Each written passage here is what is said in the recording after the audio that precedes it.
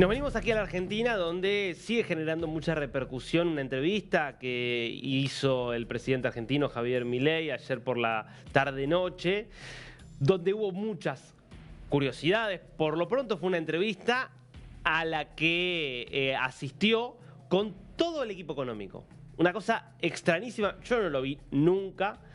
Una entrevista donde estaba el presidente, estaba el ministro de Economía Luis Caputo, estaban los principales secretarios de Caputo, como es el caso de José Luis Daza, como es el caso también de Juan Manuel Paso. Estaba también, por ejemplo, el presidente del Banco Central, Santiago Bausili, es decir, estaban los principales colaboradores de Milei en materia económica, y fue para hablar de economía. Claro, había sido un día complejo en el mercado argentino. ¿Por qué? Bueno, porque el dólar se había disparado cerca de un poquito más de 4%, acumuló y cerró julio con una suba de más del 13%, está ubicándose en este momento a 1.380 pesos más o menos por cada dólar. Es un número que, si nosotros miramos la larga duración, miramos el último año, se ha mantenido extraordinariamente estable para lo que son los antecedentes argentinos. Si miramos lo que pasó después de la salida de los controles cambiarios del cepo, también. Pero claro, en el último mes se movió bastante. Hay preocupación porque encima estamos a un mes de las elecciones en la provincia de Buenos Aires y a 2 meses de las elecciones a nivel nacional, legislativas en ambos casos. Con este panorama, Milei habló mucho de economía y escuchá lo que anticipó respecto de 2027, cuando hay nuevamente elecciones presidenciales. Segunda parte de mandato. Y sí, porque en el 27 voy a ser reelecto. Primera vuelta, para mí. Ah, bueno, eso ya... Para. ¿Estás pensando en la segunda parte de tu mandato? Yo pensé que la segunda parte de tu mandato era después de las elecciones hasta que llegara el 2027. Pero yo estoy hablando de la secuencia de reformas que van desde el 25 al 27. Y sí, digamos, vos tenés que ir. O sea, dividiste y de acá a... Pará, y bueno, pará. Ahora, también tenés que llegar a octubre. Bueno, para llegar a octubre, digamos, esos puentes se pelean todo el día en la coyuntura, que es Toto en economía, ¿sí? Y digamos, y Patricia en seguridad. O sea, planificás, que es una forma de laburo, planificás de acá a octubre y... Es el puente.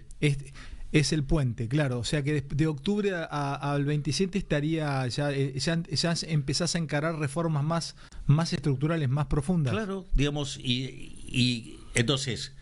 Digo, lo que pasa es que la coyuntura te atraviesa todo el tiempo, pero digamos, o sea, vos tenés que estar pensando las cosas de largo plazo. ¿Te puedo hacer una pregunta para...? Bueno, un Milei fiel a su estilo, siempre tratando de transmitir mucha seguridad, mucha convicción, sin tener miedo a dar frases disruptivas, ya no solo confirmando que va a ser candidato en 2027, eso ya lo había confirmado, sino diciendo abiertamente vamos a ganar. De la misma forma que viene diciendo que en las elecciones de septiembre y de octubre también el oficialismo va a obtener un resultado importante, y también explicando en muchos casos por qué está habiendo cierta tensión en el mercado de cambios, por qué el dólar, que venía muy estable, que venía prácticamente sin movimientos, en el último mes ha tenido una disparada importante. ¿Qué es lo que ocurre detrás de esto? Y él encuentra algunos responsables que tienen que ver con la política, sobre todo con una oposición que votó en el Congreso una serie de medidas que elevarían enormemente el gasto público, cuando el corazón del programa antiinflacionario es el superávit fiscal, un ajuste muy fuerte que mantiene equilibradas las cuentas públicas. Pero no culpó solo a la oposición, culpó a quien considera Milei que hizo posible que la oposición le diera de alguna manera o intentara darle ese golpe al gobierno en materia legislativo-económica. Y es la vicepresidenta Victoria Villarruel, que es además quien preside el Senado, a quien volvió a referirse como una traidora. Quiero cerrar, mientras que Pablo y Santiago armaban esta operación, en ese mes se armó un bolsón de liquidez. En ese bolsón de liquidez, digamos, la traidora dio lugar a una cesión ilegal para que nos rompan el equilibrio fiscal. Eso generó ruido y habilitó una corrida. O sea, una caída en la demanda de dinero, un ataque especulativo. Pero tu genealogía entronca ahí, empieza con lo de Villarroel ahí. El ataque lo hacen cuando estamos mudando el balance del Banco Central.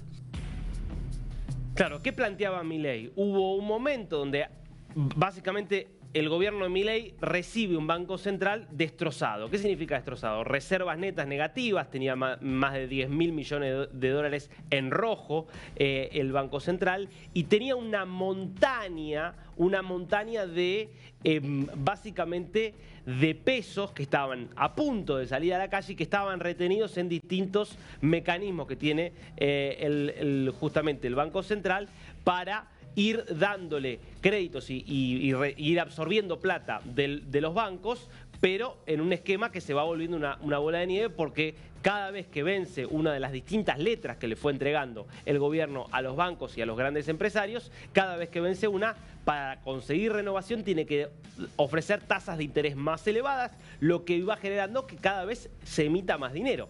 Esa era la situación de desborde absoluto con la cual recibe el gobierno el Banco Central. Entonces, ¿qué es lo que tuvo que hacer? Bueno, ir de alguna forma, a partir de sanear el balance del Banco Central, ir capturando muchas de esas letras con mecanismos más saludables en materia económica, que no impliquen una nueva emisión de dinero o no una emisión de dinero en esas dimensiones.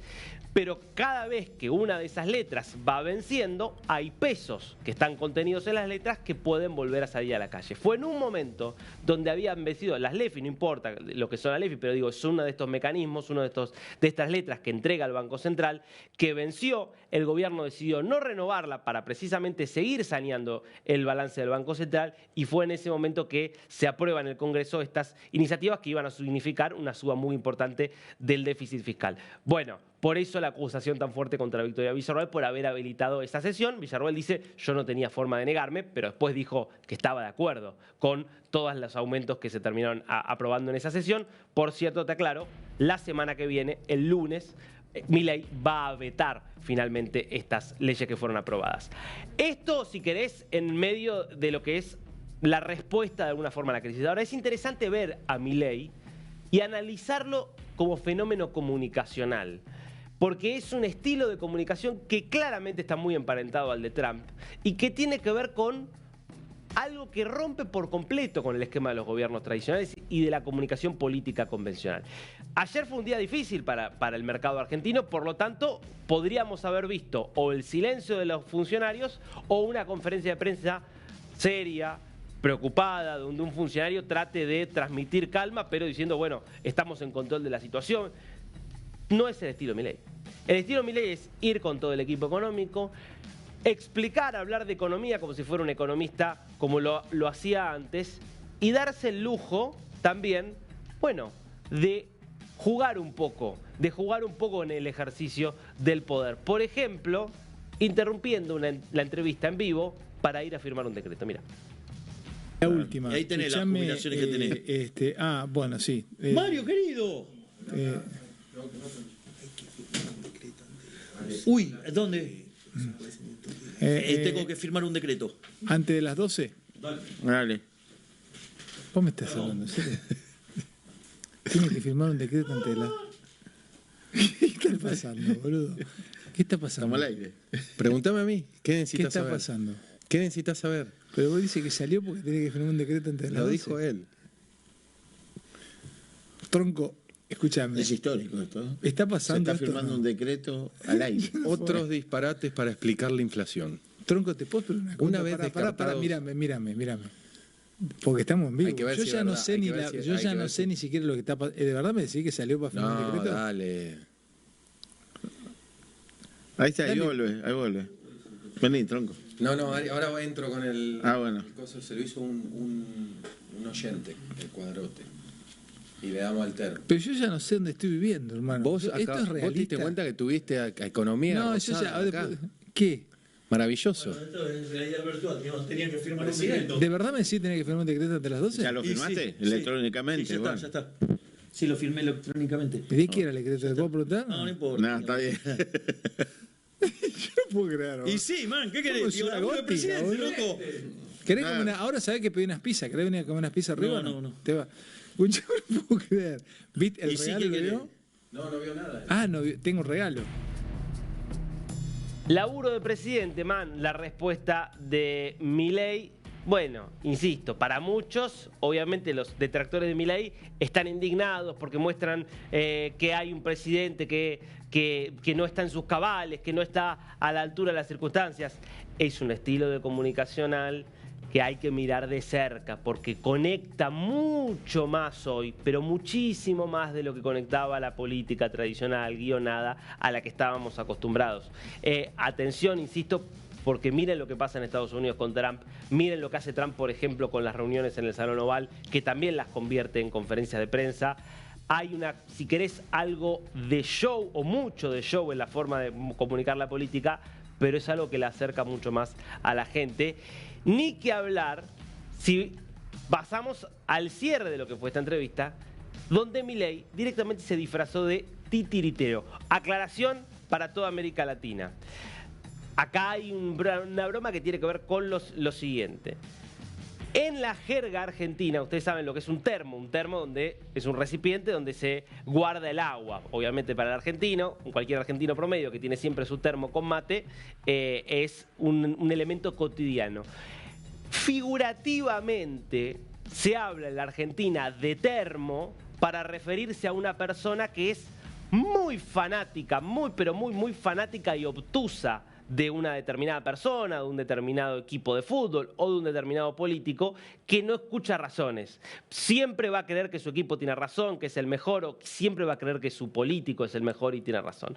Vas a ver ahora a Milei con un títere, Termin, justamente un termo ultramileísta interpretado por el propio presidente. Sí, el liberalismo es el respeto irrestricto del proyecto de vida del prójimo, basado en el principio de no agresión y en defensa del derecho a la vida, la libertad y la propiedad. Ahí va. Me encanta Si querés eso. sigo. Es el termo de Miller. ¿Qué es la inflación? Termin se llama. Termin. La inflación es la pérdida de poder adquisitivo del dinero, generado por un exceso de oferta de dinero, ya sea o porque subió la oferta o porque cayó la demanda o las dos cosas a la vez. ¿Qué pensás de la teoría general del empleo y de Keynes? Es un pasquín escrito para políticos mesiánicos y corruptos. Milei en estado puro, sí, haciendo un títere y jugando con esto en medio de un día que había sido de mucha turbulencia económica y financiera.